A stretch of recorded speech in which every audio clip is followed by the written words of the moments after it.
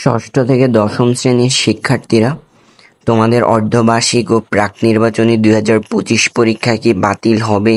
এই নিয়ে আজকে আমি তোমাদেরকে কিছু কথা বলবো। তো চলো ভিডিওটি শুরু করা যাক।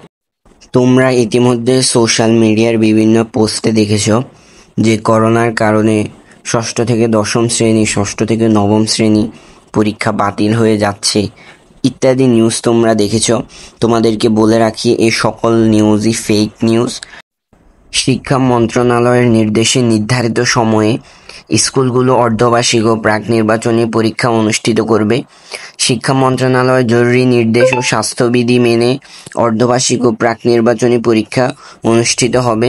তবে করোনার সংক্রমণ অনেকখানি যদি বেড়ে যায়, তাহলে শিক্ষা মন্ত্রণালয় অর্ধবার্ষিক ও প্রাক নির্বাচনী পরীক্ষা পেছানো বা এর বিকল্প সিদ্ধান্ত দিতে পারে।